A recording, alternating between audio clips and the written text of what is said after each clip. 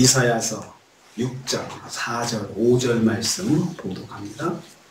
이사야서 6장 4절 5절 말씀 같이 봉독합니다. 이같이 화답하는 자의 소리로 말미암아 문지방의 터가 요동하며 성전의 연기가 충만한지라. 그때 내가 말하되 화로다 나여 망하게 되었도다. 나는 입술이 부정한 사람이요 나는 입술이 부정한 백성 중에 거하며 만군의 여호와이신 왕을 배웠음이로다 하였더라. 아멘. 아멘. 오늘 말씀은 천사들의 화답으로 인한 현상과 선지자 자신에 대한 탄식에 대해서 말씀하는 것을 내용으로 하고 있습니다. 천사들의 찬양이 성전을 가득 채웠습니다. 4절 말씀입니다. 천사들의 찬양으로 성전 문지방의 터가 요동하였습니다. 찬양 소리가 얼마나 웅장했던지 그 파동으로 인해서 음파로 인해서 땅이 흔들릴 정도가 되었던 것입니다. 크고 웅장한 찬양을 드린 것입니다. 하나님 앞과 주변에서 하나님을 찬양하는 천사들은 온 힘을 다해서 하나님을 찬양하였던 것입니다. 온 힘을 다해서 정성을 다해서 전심으로 찬양을 할 때 땅이 흔들렸다, 그렇게 말씀하는 것입니다. 그래서 우리는 발견하는 것이 있습니다. 하나님을 찬양할 때 온 힘을 다하여 찬양해야 함을 깨닫게 됩니다. 성전의 연기가 충만했다 했습니다. 연기는 성경에서 여호와께서 임재하신 것을 상징합니다. 여호와께서 우리 사람처럼 형상이 없으시잖아요. 모양 없으시기 때문에 하나님이 거기 계신다 할 때는 그 광명한 빛과 그리고 연기의 모양으로 성경이 표현하고 있습니다. 충만하다는 말은 여호와께서 성전에 온전히 거하시는 것을 의미합니다. 성전 가득히 여호와께서 함께 하신다는 것을 의미합니다. 여호와께서 천사들의 찬양을 온전히 받으신 것입니다. 그러니까 거기에서 찬양할 때 온전히 하나님께서 받으셔서 어느 공간이든지 하나님께서 안 계신 곳이 없기 때문에 소리가 막 퍼져가잖아요. 곳곳으로 퍼져갈 때 하나님께서 다 모든 곳에서 찬양을 받으셨다는 것입니다. 하나님은 성도들의 찬양을 하나도 빠짐없이 온전히 받으십니다. 우리도 찬양할 때 그렇습니다. 하나님께서 찬양을 받으십니다.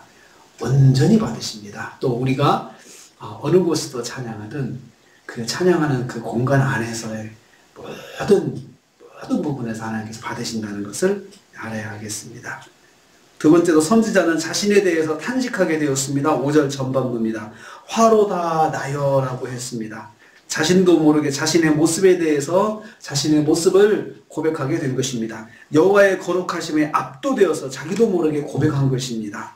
화로다 라는 말은 악인에게 화가 있을 것이다 라는 그런 뜻입니다. 그런데 이 말은 이사야서 3장 11절에 처음 사용되었습니다. 자신이 극악한 범죄에 빠진 악인이라는 것을 스스로 깨달은 것입니다. 나는 망하게 되었도다. 이 말은 직역하면 나는 벙어리가 되었다, 이런 뜻입니다. 즉 하나님 앞에서 아무 말도 할 수 없게 되었던 것을 말합니다. 감히 천사들처럼 입을 열어서 하나님을 찬양할 수도 없게 되었습니다. 그냥 찬송소리 따라서 할 수도 있잖아요. 흥얼흥얼 같이 자기도 함께 할 수도 있는데 자기 입을 열어서 감히 하나님을 찬양할 수가 있을까? 그런 마음이 생겨서 입이 꽉 닫히고 아무 말도 할 수 없게 되었던 것입니다. 거룩하신 하나님을 만나는 체험은 자신의 죄악된 모습을 발견하는 시간입니다. 아무 말도 할 수 없는 거죠. 그냥 말이 나오지가 않는 것입니다. 세 번째로 선지자는 자신이 입술이 부정한 사람임을 발견했습니다. 5절 후반부입니다. 왜 내가 벙어리가 되었는지 말하는 것입니다. 나는 입술이 부정하기 때문에 말을 할 수가 없다는 거죠. 거룩하신 하나님 어떻게 내 입에다가 하나님 주여라는 말을 담을 수가 있겠느냐 하는 것입니다. 거룩하신 하나님을 감히 찬양하기에 합당한 사람이 아닌 것을 깨달은 것입니다. 나는 하나님을 찬양할 수가 없다. 나는 나 같은 사람은 감히 입을 열어서 하나님을 부를 수가 없다, 이렇게 생각한 거죠. 그래서 벙어리가 된 것입니다. 자신은 지금까지 하나님 말씀을 전하고 살았습니다. 선지자는 그랬어요. 지금까지 그랬잖아요. 하나님 말씀을 전하고 살았지만 사실 자신이 여호와를 뵙고 나니까 여호와의 말씀을 전하기에 합당한 사람이 아니라는 것을 깨닫게 된 것입니다. 야, 내가 나 같은 사람이 어떻게 저런 하나님을 내가 증거할 수가 있었나? 하나님의 말씀을 감히 전할 수가 있었나? 이렇게 생각한 거죠. 자신은 여호와의 말씀을 전하기에 합당한 사람이 아니라는 것입니다. 자신은 입술이 부정한 백성과 같은 사람이었습니다. 사실 자신도 입술이 부정한 다른 사람과 다를 바가 없었다는 거죠.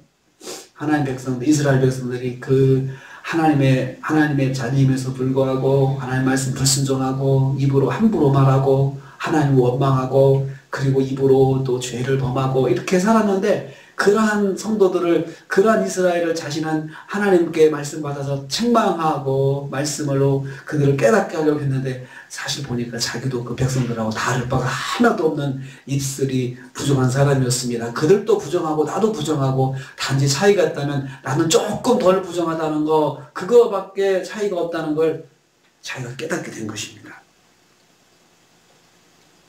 그러고도 하나님을 배웠다는 것 그 자체가 죄송할 따름이죠. 그럼에도 불구하고 나 같은 사람이 지금 하늘 보좌 앞에 하나님을 배웠단 말인가.